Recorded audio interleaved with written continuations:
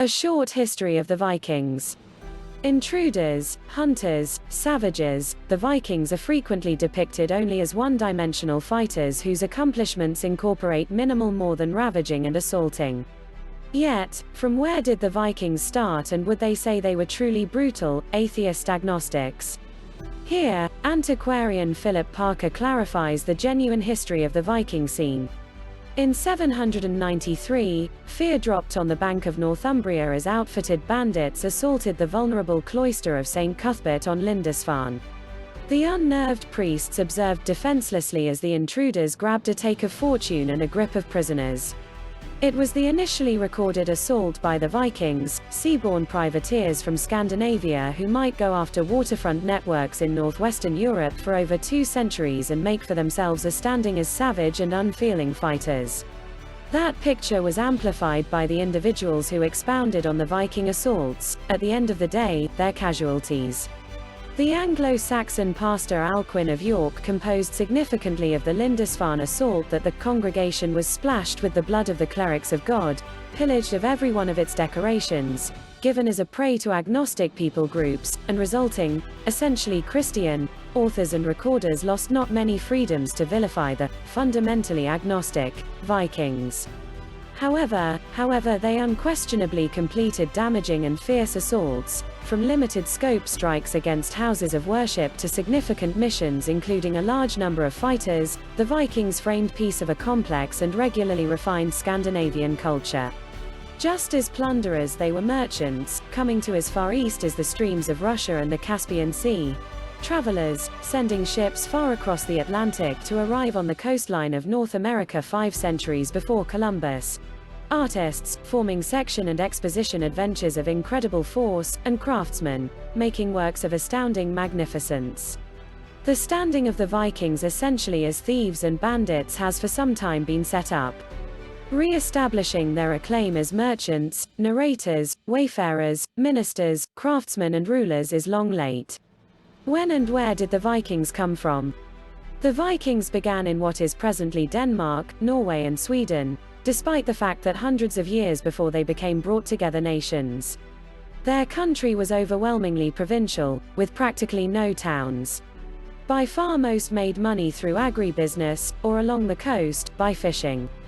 Advances in transportation innovation in the 7th and 8th hundreds of years implied that boats were fueled by sails as opposed to exclusively by paddles. These were then added to vessels made of covering boards, clinker-worked, to make longships, quick shallow drafted boats that could explore waterfront and inland waters and land on seashores. Precisely what initially constrained groups of men to follow their neighborhood tribal leader across the North Sea in these longships is hazy. It might have been confined overpopulation, as plots got partitioned to where families could scarcely squeeze out a living. It might have been political shakiness, as tribal leaders battled for predominance, or it might have been news gotten back by vendors of the wealth to be found in exchanging settlements further west. Presumably it was a blend of each of the three. In any case, in 793 that initially attacking gathering hit Lindisfarne, and inside a couple of years further Viking groups had struck Scotland, 794, Ireland, 795, and France, 799. Their casualties didn't allude to them as Vikings. That name came later, getting advocated by the 11th century and potentially getting from the word Vik, which in the Old Norse language the Vikings talked signifies sound, or gulf. Rather they were called Dani, Danes. There was no sense at the time that this ought to allude just to the occupants of what we currently call Denmark, Pagani, Agnostics, or essentially Normanni, Northmen. When and where did the Vikings start to assault? From the outset the assaults were limited-scale issues, a matter of a couple of boatloads of men who might get back whenever they had gathered adequate loot or if the opposition they experienced was excessively solid. Yet, during the 850s they started to overwinter in southern England, in Ireland and along the Seine in France, building up bases from which they started to overwhelm inland zones. The assaults arrived at a crescendo in the second 50% of the 10th century. In Ireland the Vikings set up longports, strengthened ports, including at Dublin, from which they ruled a significant part of the eastern piece of the island. In France they became stronger as a separated Frankish realm cracked strategically, and in 885 a Viking armed force attacked and nearly caught Paris. In Scotland they set up an earldom in the Orkneys and overran the Shetlands and the Hebrides. What's more, in England a tremendous Viking host, the Maselhere, incredible armed force, showed up in 865. Driven by a couple of champion siblings, Halfdan and Eva the Boneless, they took out the Anglo-Saxon realms of England individually. First Northumbria, with its capital at York, tumbled to them in 866, at that point East Anglia, trailed by the focal English realm of Mercia. At long last, just Wessex, administered by King Alfred, remained. A devout bibliophile, Alfred had just become ruler since his three more seasoned siblings had nauseated or kicked the bucket fighting in past Viking attacks. Thomas Williams investigates the key occasions and traditions of the Viking period. Toward the beginning of January 878 a part of the Great Army drove by Guthrum crossed the wilderness and got Alfred off guard the imperial home at Chippenham. Alfred scarcely figured out how to get away and gone through months lurking in the Somerset bogs at Athelney. It resembled the autonomy of Wessex, and that of England for the most part, may be at an end. Be that as it may, against the chances Alfred assembled another military, crushed the Vikings at Edington and constrained Guthrum to acknowledge sanctification as a Christian. For his accomplishment in saving his realm he turned into the solitary local English ruler to acquire the moniker, the Great. Silver Penny of King Alfred. Photograph by Museum of London, Heritage Images, Getty Images. For 80 years England was split between the land constrained by the Lords of Wessex in the south and southwest and a Viking-controlled territory in the Midlands and the north. Viking rulers governed this locale until the remainder of them, Eric Bloodaxe, was ousted and murdered in 954 and the rulers of Wessex became leaders of a unified England. All things being equal, Viking, and particularly Danish, traditions since quite a while ago persevered there, and hints of Scandinavian DNA can in any case be found in an area that for quite a long time was known as the Dane Law. By the mid-11th century joined realms had showed up in Denmark, Norway and Sweden, and the assaults had at last started to die down. There was a last explosion of action in the mid-11th century when regal supported campaigns prevailing with regards to overcoming England again and setting Danish rulers on the seat there, counting, most quite, Canute, who managed a realm in England, Denmark and Norway, however who very likely didn't order the tide to go out, as a cultural story claims. Vikings stayed in charge of huge pieces of Scotland, particularly Orkney, a region around Dublin and Normandy in France, where in 911 King Charles the Simple had conceded land to a Norwegian clan leader, Rollo, the progenitor of William the Conqueror. They additionally controlled an enormous piece of current Ukraine and Russia, where Swedish Vikings had entered in the 10th century and set up states based around Novgorod and Kiev. Where did Vikings settle and live? This was not the full degree of the Viking scene, nonetheless. The very oceanic hostility that had made him loot, and at last vanquish, settled terrains likewise drove them to wander looking for obscure shores on which to settle. Vikings presumably showed up in the Faroes in the 8th century, and they utilized this as a venturing stone to cruise further west across the Atlantic. In the mid-10th century a progression of Viking journeys ran over Iceland, and in the year 872 pioneers drove by. Ingolf Arnason chose the island. They set up a one-of-a-kind society, savagely autonomous and owing no proper devotion to the lords of Norway. It was a republic whose preeminent administering body was, from 930, the Althing, a get-together comprised of Iceland's main men which met each late spring in a plain alongside a gigantic parted in a ring of slopes in the focal point of the island. It has a solid case to be the world's most seasoned parliament. From Iceland, as well, we have other fundamental bits of proof of the creativity of Viking social orders. These incorporate the most punctual bits of history composed by Vikings themselves as a 12th century history of Iceland, the Slendingabok, and the Landnámabók, a record of the first settlement of the island, with the names of every one of the primary pioneers and the land they took. However, more significant, and astonishing for the individuals whose perspective on the Vikings is as one-dimensional heroes, is the assortment of adventures known as the Slendingasoga or Icelandic family sagas. Their setting is the initial 150 years of the Viking state in Iceland, and they recount frequently disturbed relations between the fundamental Icelandic families. Coalitions, double crossings, quarrels and murders work out against the scenery of a scene wherein highlights can in any case regularly be distinguished today. At their best, in stories like Njál's Saga or Eagle's Saga, they are incredible bits of writing by their own doing, and among the main composition to get by from any European country in the Middle Ages. Who was the most renowned Viking? Ivar the Boneless, a celebrated fighter and one of the heads of the incomparable heathen army that arrived in East Anglia in 865, and that proceeded to overcome the realms of Northumbria and East Anglia, was recognized as the establishing father of the regal administration of the Viking realm of Dublin.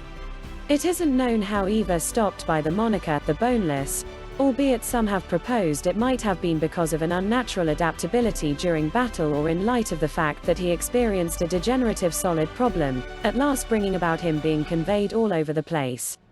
Except if his body is at any point recuperated, which would be troublesome on the off chance that he truly was boneless, we won't ever know. Vikings and religion. What divine beings did they have faith in? Iceland was the area of another dramatization that features the progress of Viking social orders from champion chieftainships. Christianity came later to Scandinavian Viking social orders than to numerous different pieces of Europe. Though France's rulers had acknowledged Christianity by the mid-6th century and the Anglo-Saxon lords of England to a great extent in the 7th, Christian teachers just showed up in southern Scandinavia in the 10th century and gained little ground there until Harald Bluetooth of Denmark acknowledged submersion in around 960. Harald had gotten Christian after a common piece of Viking theatre, an inebriated contention around the devouring table concerning which was all the more remarkable, Odin and Thor, or the new Christian god and his child, Jesus. Iceland remained undauntedly agnostic, faithful to old divine beings like Odin, the All-Father, a one-peered toward God who had forfeited the other eye in return for information on runes, and Thor, the thunder god with his incredible mallet Imjolnir, who was additionally particularly famous with champions. Iceland got Christian to stay away from a common conflict. Contending agnostic and Christian groups took steps to destroy the Althing and break up Iceland into discrete, strictly antagonistic, states. At the Althing's gathering in the year 1000, the adversary groups engaged Iceland's most significant authority, the law-speaker Thorgeir Thorkelson. As an agnostic, he would have been relied upon to support the old divine beings. However, following a whole day spent obsessing about the choice, he reasoned that consequently all Icelanders would be Christian. A couple of special cases were made, for instance the eating of horse meat, a supported delicacy that was likewise connected with agnostic penances, was to be allowed. What was Valhalla and how did Vikings arrive? For a Viking, what two things would be wanted the most in eternity of Valhalla? The lobby of killed fighters. Devouring and battling, obviously. Whenever picked to bite the dust by the legendary Valkyries, a Norse champion ached to be invited by the god Odin into Valhalla, a great corridor with a rooftop covered with brilliant safeguards, lances for rafters, thus huge that 540 entryways lined its dividers, says BBC History Revealed magazine. The respected dead, known as the Einherjar, went the entire day sharpening their fight abilities against one another in anticipation of Ragnarök, the apocalypse. At that point each night, their injuries mystically mended and they celebrated like no one but Vikings could. Their drinking horns never exhausted because of Heidrun, a goat on the top of Valhalla that ate from an exceptional tree and delivered the best mead, and there was in every case sufficient meat as the hog named Saerimnir returned to life after each butcher, so it very well may be cooked again and again. To join the Einherjar, a Viking needed to pass on in fight, and surprisingly at that point, they just had a 50-50 possibility. The half not picked to go to Valhalla rather went to the field of the goddess Freya, so they could offer to the ones who passed on as ladies their organization. With respect to the old or debilitated, they went to a hidden world called Hell. It was generally not as terrible as the name recommends. However, there was a unique spot of wretchedness held for killers, philanderers and promise breakers, where a monster mythical serpent bit on their bodies. Where did the Vikings venture out to? Iceland, as well, was the stage from which the Vikings dispatched their uttermost flung investigations. In 982, a blazing tempered clan leader, Eric the Red, who had effectively been banished from Norway for his dad's part in a manslaughter, was then ousted from Iceland for inclusion in another homicide. He had heard gossipy tidbits about land toward the west and, with a little gathering of mates, cruised looking for it. What he found was past his most stunning imaginings. Just 300 kilometers west of Iceland, Greenland is the world's biggest island, and its south and southwest tip had fjords, deep, restricted and lengthened ocean or lakedren, with steep land on three sides, and rich fields that more likely than not helped Eric to remember his Scandinavian country. He returned back to Iceland, assembled 25 boat heaps of pilgrims and set up another Viking settlement in Greenland that made due into the 15th century. Eric's child, Leif, outshone his dad. Having heard from another Viking Greenlander, Bjarni Herjolfsson, that he had located land significantly further west, Leif went to see with his own eyes. In around 1002 he and his team ended up cruising someplace along the bank of North America. They tracked down an icy, precipitous coast, at that point a lush one, lastly a nation of ripe fields that they named Vinland. Despite the fact that they made plans to begin another province there, it was not at all like either Iceland or Greenland, effectively settled and antagonism from local Americans and their own little numbers. Greenland at the time presumably had around 3,000 Viking occupants, implied that it was before long deserted. They had, however, become the primary Europeans to land in, and get comfortable, the Americas, just about 5 centuries before Christopher Columbus. For quite a long time Eric's accomplishment lived on just in a couple of adventures, the saga of the Greenlanders and Eric the Red saga. The area of Vinland, notwithstanding endeavors to work out where it lay from data contained in the adventures, stayed subtle. It was even muddled if the Vikings truly had arrived at North America. At that point, in the mid-1960s, a Norwegian adventurer Helge Ingstad and his prehistorian spouse, Anne Stein, discovered the remaining parts of antiquated houses at Lanseo Meadows on Newfoundland in Canada. Sections of worked iron, a considerable lot of them nails, most likely from a boat, which the local populace didn't have the innovation to create, implied that it was before long clear this was a Viking settlement. Albeit maybe too little to be in any way the fundamental Vinland settlement, it was all the while surprising affirmation of what the adventures had said. Leif Erikson's standing as an extraordinary adventurer and pioneer of new grounds was affirmed without question. This may well have satisfied him, for a man's standing was everything to a Viking. Speedy mind, grit and activity were among the critical ascribes for a Viking champion. However, to be associated with incredible deeds was the most significant of all. The Hávamál, an assortment of Viking maxims, contains a lot of well-suited counsel. For example, never let an awful man know your own terrible luck. However, generally celebrated of everything is simply the truism. Cows kick the bucket, fellow bite the dust, we ourselves will pass on. Yet I know one thing that never passes on, the notorieties of everyone dead. Did Viking safeguard ladies exist? Expressions of remorse to aficionados of the hit arrangement Vikings. Antiquarians can't concur on whether Norse hero ladies like Lagertha really existed, says BBC History Revealed magazine. While there are accounts of safeguard ladies, or sjarmeyr, in recorded records, practically all can be excused as temperamental, fanciful, figurative or more legend than the real world. All things considered, enticing signs and baffling finds, including antiquities showing ladies conveying swords, lances and safeguards, have supported that Viking ladies went into fight close by men. In the 12th century, the Danish student of history Saxo Grammaticus composed of ladies in Denmark who looked for, so energetically to be talented in fighting that they may have been thought to have unsexed themselves.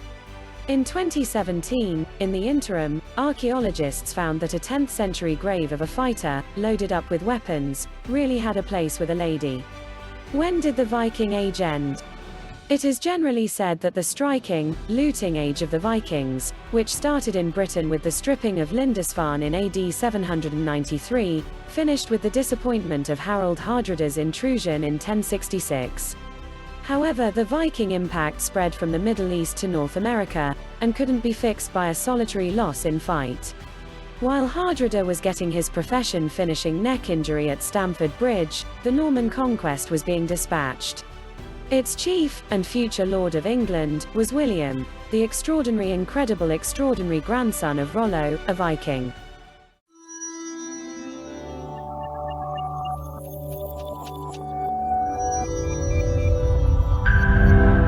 If you enjoyed this video, be sure to give it a like and subscribe to Life is Often if you haven't already. Click the bell icon to stay updated on all our latest content.